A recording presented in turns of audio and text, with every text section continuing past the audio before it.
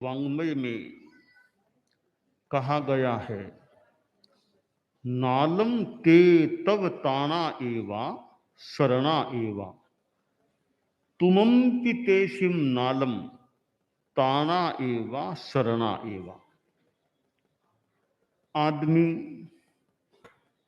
त्राण और शरण पाने का प्रयास करता है कि मुझे कोई त्राण देने वाला मिल जाए, शरण देने वाला मिल जाए। आदमी बीमार पड़ता है, त्राण प्राप्त करने की चेष्टा भी कर सकता है और वह डॉक्टर के पास जाता है, हॉस्पिटलाइज भी हो जाता है, चिकित्सा भी कराता है, मानो शरीर का त्राण पाने का प्रयास करता है।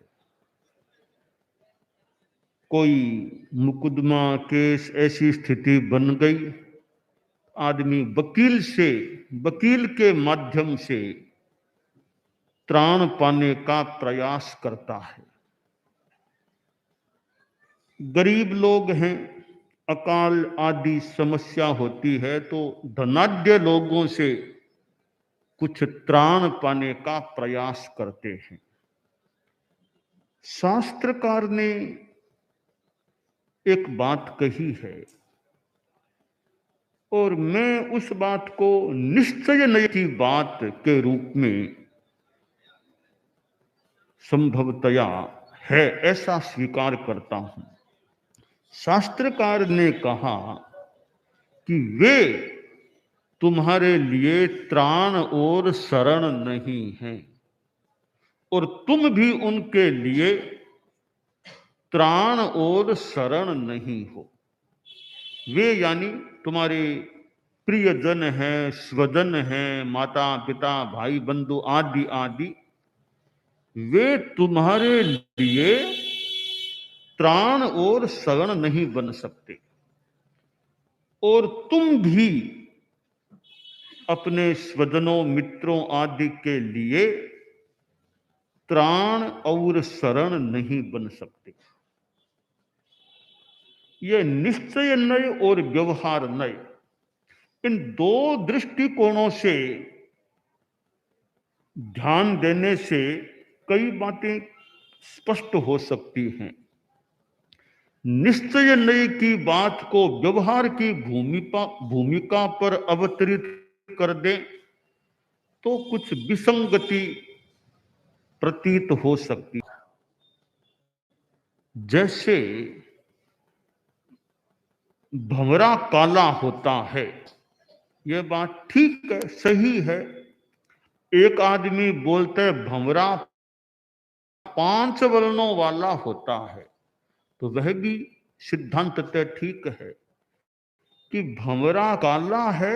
यह एक व्यवहार नय की बात है क्योंकि हमें आंखों से उसका काला रंग दिखाई दे रहा है, इसलिए वह काला है, ठीक है। परंतु निश्चयतः जो काला भंवरा दिखाई दे रहा है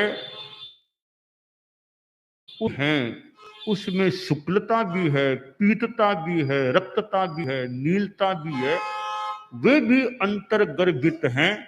पर हमें प्रधान रूपेण चूंकि काला रंग हो सकता है इसलिए वो काले रूप में दिखाई देता है। सही और व्यवहार की भाषा है। व्यवहार में कह दिया, मान लो संत आ रहे थे छापर से और सुजानगढ़ के पास पहुंचे तो कोई कह दे सुजानगढ़ आ गया, सुजानगढ़ आ गया। यह मानो व्यवहार सत्य है, कोई झूठी बात नहीं है, वो भी झूठी बात नहीं है, सुजानगढ़ आ गया, पर यह व्यवहार सत्य है। अब निश्चय में एक दृष्टि से देखें, सुजानगढ़ नहीं आया, तुम सुजानगढ़ आ गए हो, यह बात है। पर व्यवहार की भाषा में सुजानगढ़ आ गया, गांव आ गया, स्टेशन आ गया, वो आ गया, ऐसा हम कह देते हैं, पर वो भी सच्चाई है, वो व्यावहारिक सच्चाई है। तो ये दो दृष्टिकोण होते हैं, एक निश्चय का दृष्टिकोण और दूसरा व्यवहार नय का दृष्टिकोण। तो शास्त्रकार ने कहा कि वे स्वजन लोग हैं, प्रियजन तुम्हारे हैं, मित्र लोग हैं, वे तुम्हारे लिए त्राण और शरण नहीं है, और तुम भी उनके लिए त्राण और शरण नहीं हो। यह निश्चय नहीं की बात इस संदर्भ में फिट हो सकती है कि इतने प्रियजन हैं, स्वजन हैं, एक आदमी मान लो किसी परिस्थिति में मुकदमे केस से आक्रांत हो गया, अब पैसे वाला आदमी है, बहुत सारे लोग उसके साथ हैं, तो न्यायाधीश ने फैसला ऐसा दिया जो उस आदमी के प्रतिकूल पड़ता था। अब प्रियजन कई साथ में हैं, पैसा भी पास में है, तो न्यायाधीश का फैसला आ गया, ये अपराधी है, यह सजा मिलेगी। अब वो प्रियजन इतने साथ होने पर भी वो काम नहीं आ रहे हैं कि फैसला हो गया, वो सजा भुगतनी पड़ेगी। तो यहां हम देखें तो वो स्वजन, प्रियजन, मित्रजन भी त्राण और शरण नहीं बन सके। दूसरी बात, दुर्भाग्य से कोई बीमार हो गया।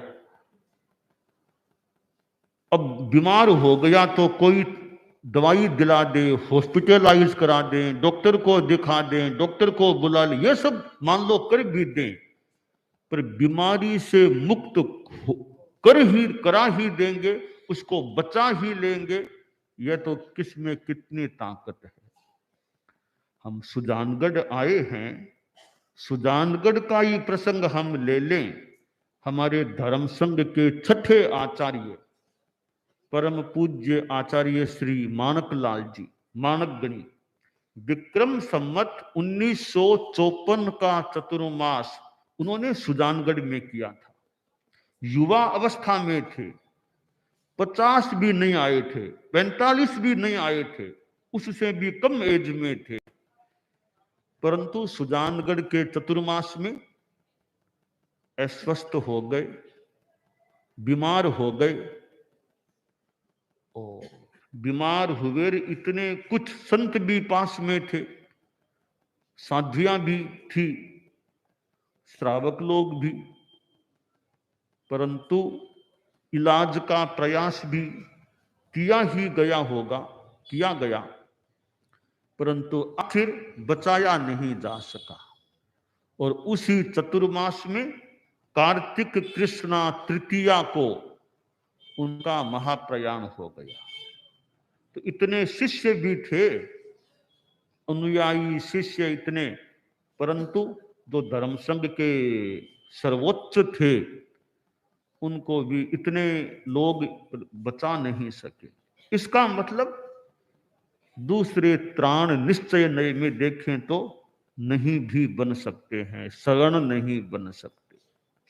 साध्वी प्रमुखा कनक प्रभा जी पहले सुजानगढ़ में पधारी थी, पिछली बार हम सन 2022 में ही हमारे साथ पधारी थी, आचार्यों के साथ पधारा करती थी, या कितनी बार सुजानगढ़ पधारी होगी, यहाँ पधारी थी, और आगे विदासर पधार गई, फिर दिल्ली, उनको भी हम बचा नहीं सके।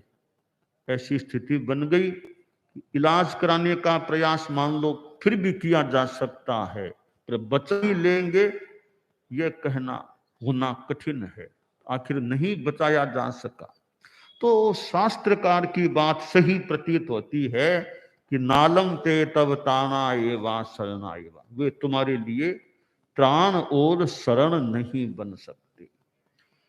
तो यह निश्चय नहीं की बहुत अच्छी सच्चाई प्रतीत होती है कि दूसरे लोग अंतिम रूप में त्राण नहीं बन सकते। हाँ, व्यवहार नहीं में देखें ठीक है, एक सीमा तक कोई सहयोग कर दे, सेवा कर दे, गृहस्थों में कोई आर्थिक सहयोग कर दे, और कोई सहयोग कर दे, मकान आदि दिला दे, दवाई दिला दे, जरूरत हो तो हॉस्पिटल में भर्ती करा दें, यह सहयोग देते भी हैं, दे भी सकते हैं।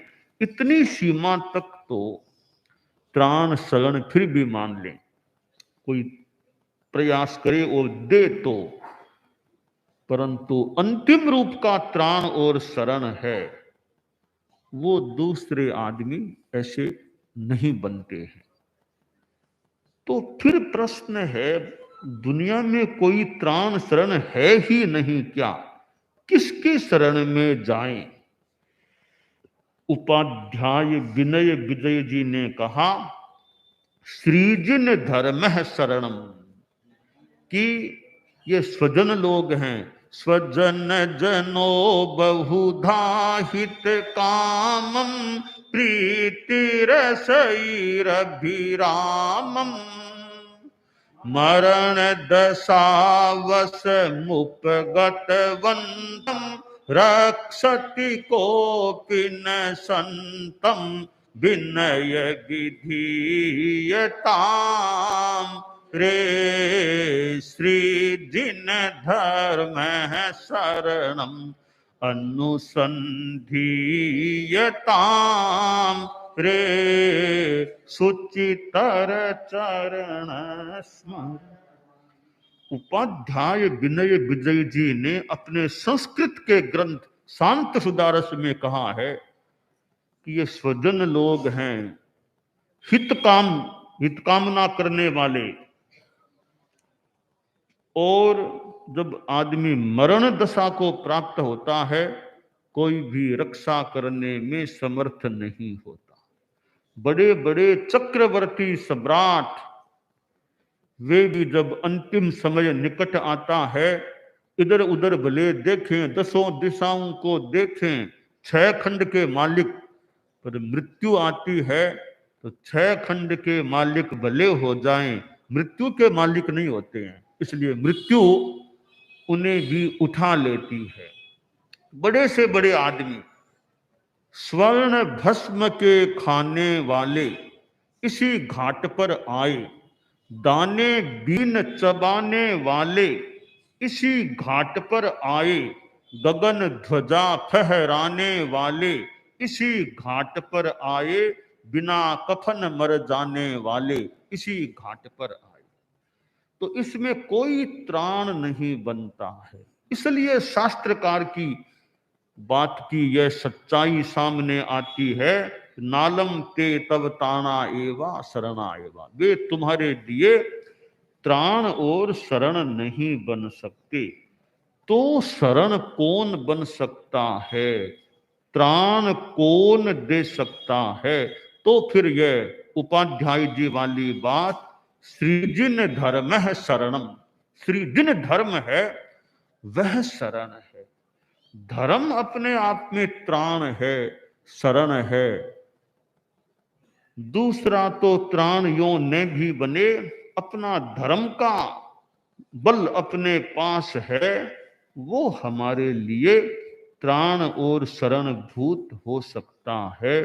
तो सारांश यह है कि जीवन में धर्म की आराधना करनी चाहिए। धर्मम कुरुस्व, धर्मम कुरुस्व, धर्म करो, धर्म करो, धर्म की आराधना करो। अब धर्म कौन सा धर्म करें? तो शास्त्र में कहा गया है, अहिंसा संयमो तवो। अहिंसा धर्म है, संयम धर्म है, और तप धर्म है। उस अहिंसा के पथ पर चलो। अहिंसा माता है, अहिंसा भगवती है। अहिंसा की आराधना करो, और यह एक शाश्वत धर्म है कि प्राणियों की हिंसा से बचने का प्रयास, और विशेष गुस्सा भी नहीं करे। ठीक है, कभी कभार आदमी को कुछ आ भी जाए गुस्सा, पर ज्यादा गुस्सा नहीं करना चाहिए। ज्यादा तेजी संभवतः काम की नहीं होती है। तो आदमी को शांति रखनी चाहिए। बात करना है तो बात में भी शांति रखो। सामने वाला पूरा बोला ही नहीं, बीच में ही जोर से बोलना शुरू कर दिया, तो सामान्यतया धैर्य रखें, शांति रखें, सामने वाले की बात को सुन लें, समझ लें। बाद में जो कुछ कहना हो तो आराम से कह सकते हैं, तो तेजी ज्यादा नहीं, शांति रखें, धैर्य रखें। तो यह भी एक धर्म का पक्ष है कि संकल्प की मैं लड़ाई झगड़ा गुस्सा फालतू इनमें नहीं जाना, आपने राड आगे बाढ़, राड में नहीं जाना, राड के आगे बाढ़, शांति रखो, मैत्री भाव रखो। तो यह मैत्री और शांति है, यह त्राण देने वाला तत्व। और आदमी ईमानदारी रखे, बेईमानी धोखाधड़ी इनसे बचने का प्रयास, तो बेईमानी धोखाधड़ी से बचे ईमानदारी का संकल्प है, तो यह त्राण और शरण देने वाला तत्व बन सकता है। ईमानदारी व्यवहार में हो, लेन देन व्यवहार, ईमानदारी बाजार में हो, बाजार में कितने ईमानदार, बाजार बहुत बढ़िया है कि बहुत बढ़िया बाजार है हमारे गांव का, ठीक है, बहुत बढ़िया बढ़िया चीजें बाजार में मिल सकती होंगी, बड़े बड़े मॉल शहरों में मिल जाएं, इतनी चीजें पड़ी है, एक जगह जाओ जो चाहिए कपड़ा ले लो, खाने की कितनी कितनी चीजें एक ही मॉल से मान लो मिल जाए, बढ़िया बढ़िया बाजार हो सकते हैं। तो बाजार में बहुत है, पदार्थ बहुत है, बहुत सजा हुआ बाजार है, उस बाजार को भी बढ़िया एक अपेक्षा से कहा जा सकता है। पर दूसरी बात है बाजार में दुकानदार कैसा है, ईमानदार है या नहीं। ईमानदार दुकानदार है और ईमानदार ग्राहक है, तो बाजार का बढ़िया होना एक इस आधार पर हो सकता है कि इस बाजार में बेईमानी नहीं होती है, न ग्राहक बेईमानी का प्रयास करता है, न दुकानदार विक्रेता बेईमानी का प्रयास करता है। तो बढ़िया बाजार का एक बड़ा आधारभूत तत्व है कि बाजार ईमानदार है या नहीं, ईमानदारी वहां है या नहीं। तो ईमानदारी है वो त्राण है।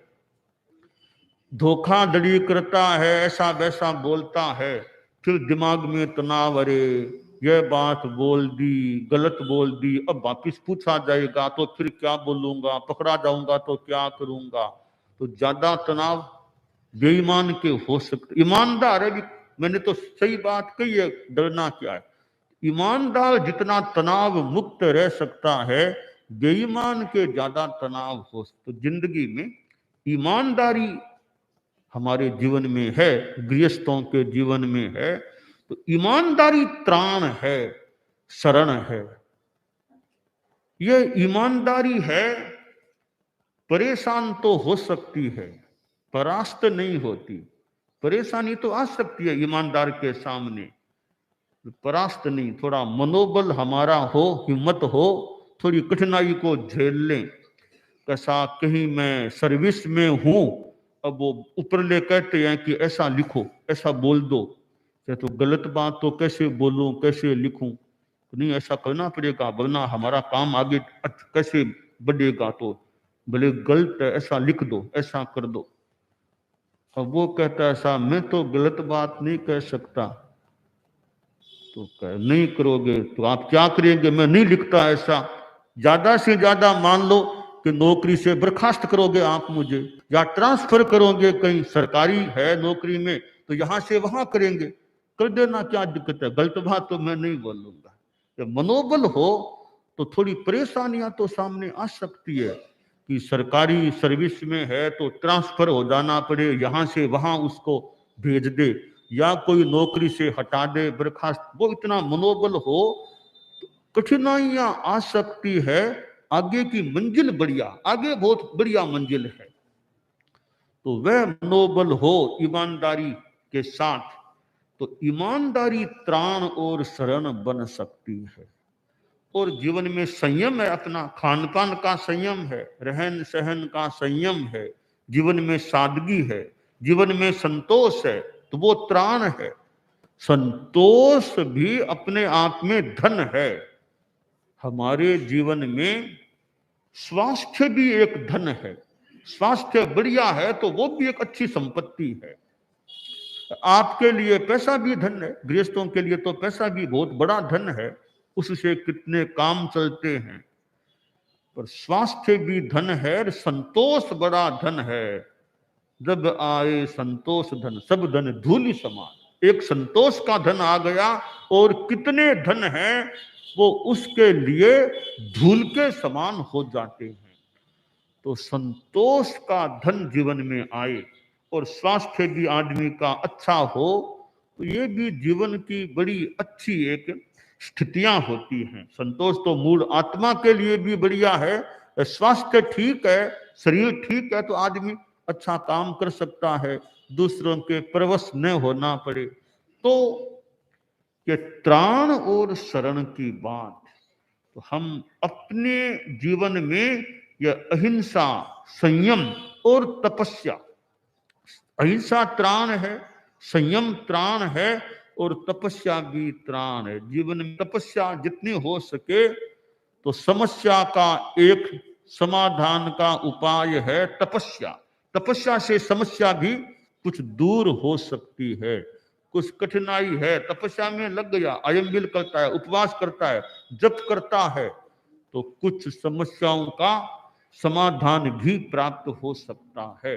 तो शास्त्रकार ने कहा है, नालम ते तब ताना एवा शरणा एवा तुमम पितेशिम नालम ताना एवा शरणा एवा।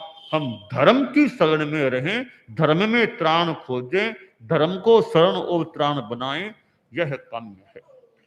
दानान सिद्धम अभय पयाणम सच्चे सुया अनवज्जं वयंती तवे सुया उत्तम बंभचेरम लोगुत्तमे समणेनाय पुत्ते। तो छापर चतुर्मास के बाद शेष काल के दूसरे दिन आज सुजानगढ़ में आना हुआ है। छापर परम पूज्य कालूगणी से जुड़ा हुआ क्षेत्र है, तो सुजानगढ़ परम पूज्य मानक गणी से जुड़ा हुआ क्षेत्र है, उनके महाप्रयाण का स्थल है। और परम पूज्य आचार्य तुलसी और आचार्य महाप्रज्ञ जी से इस रूप में जुड़ा हुआ है कि परम पूज्य गुरुदेव तुलसी ने सुजानगढ़ में ही विक्रम संवत 2050 के मर्यादा महोत्सव में युवाचार्य महाप्रज्ञ जी को आचार्य महाप्रज्ञ घोषित किया था। तो वह बड़ा ऐतिहासिक प्रसंग सुजानगढ़ से जुड़ा हुआ है। और भी अनेक संस्मरण सुजानगढ़ के साथ जुड़े हुए हो सकते हैं। तो आज सुजानगढ़ आना हुआ है और फिर आगे बढ़ना है, आगे हमें और आगे बहुत आगे बढ़ना है। हम सब अच्छे पथ पर बढ़ते रहें, यह काम।